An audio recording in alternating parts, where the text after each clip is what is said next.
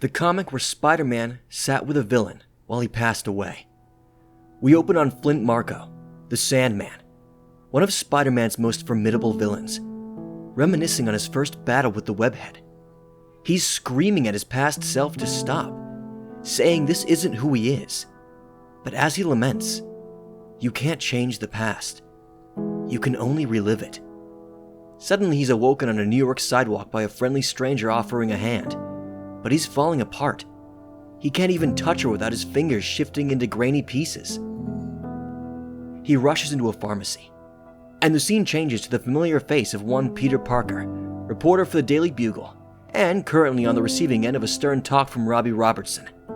No sooner is Robbie done with him than he gets a call from J. Jonah Jameson about a lead on Sandman, to which Peter hangs up the phone and grabs his gear to head out. Meanwhile, Flint's getting worse. He's gotten medication from the pharmacy, but it's doing him no good. He's knocked down by visions of the future, seeing things through eyes he can't operate. In front of him is a ruthless, maskless Spider-Man, standing over the dead bodies of the Green Goblin and Dr. Octopus. In a body he can't control, Sandman barrels towards Peter as the vigilante lays into him, shouting that he's done pulling his punches. But it ends no sooner than it began, leaving Flint Marko to fall unconscious into the sidewalk again. Peter's on his way, but not fast enough. From a phone call with Jonah, he learns that Sandman's been taken to a hospital, which startles Peter. Sandman is complicated, as Spidey puts it. He's done bad things, but he's also saved lives. Peter just wants to talk to him, see what's wrong. Jonah, being Jonah, resents this line of thinking, calling him a threat and a menace. To which Peter replies, "So was I, remember?" And before Jonah can snap back, he's yanked into a back alley by Peter, who's busy changing out of his costume. We get some fun little banter between the two, with Jonah pointing out that it's pretty sad that Peter spends so much of his time changing in filthy back alleys. Jonah fills Peter in on Flint's room number and the fact that the cops haven't figured out he's in there yet, but they will soon. He wants to get in quick and make a big reveal that they can print in the Daily Bugle tomorrow. Peter shuts him down, saying he just wants to talk, see what's going on first before they come to any conclusions. Jameson calls after him, shouting that Peter can't just keep cutting him out of his superhero life now that they're working together, saying that he's let guys like Sandman slip through his fingers before. Peter enters the hospital, webbing up cameras and elevator doors to slow down the cops, and keep himself off the local news as he makes his way to Flint Marko's room.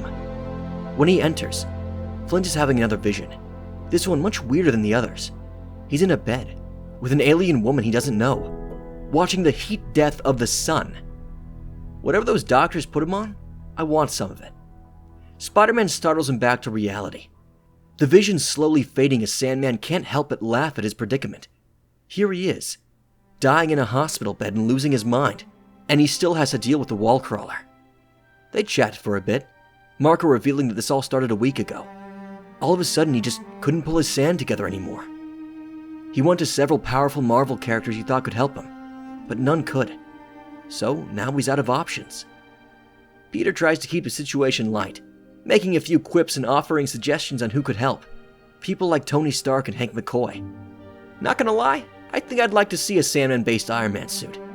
Anyway, Flint tells Spider-Man that no, his time is up, and something is showing bits of a future he'll never get to live. And then he meekly tells Peter to go.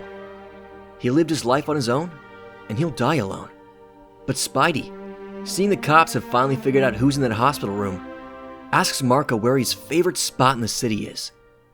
Next we see, beyond another vision from the future, is Spidey and Sandman sitting in solitude on the beach, all while Flint Marko tells Peter about his childhood, how his mom used to take him to this spot, a place where he could spend hours and hours building sandcastles while his mom got plastered.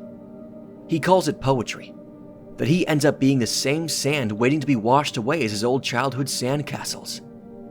He even cracks a joke, asking Spider-Man if it was the same thing for him. Did he collect spiders when he was a kid or something?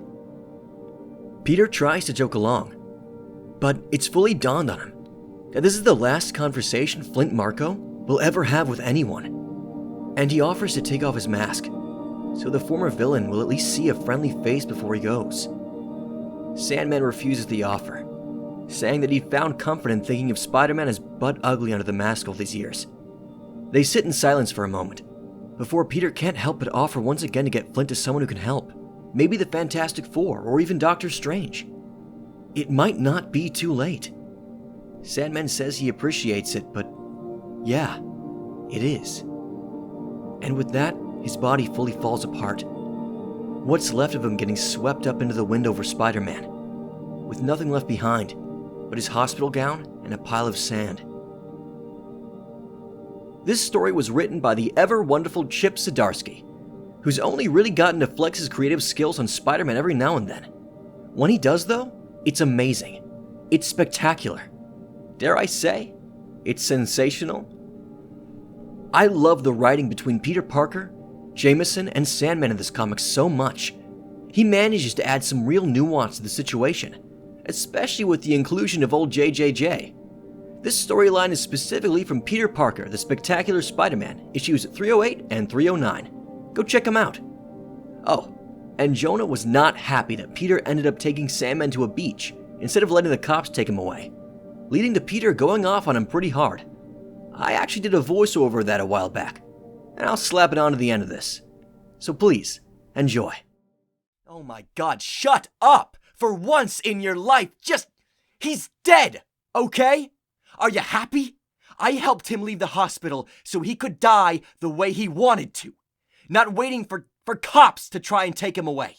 I know you think my life, this role, is to just beat up supervillains, but it can't be that. I have to make decisions all the time. What's best, what helps, and yeah, this time it was to help another human being face their mortality, and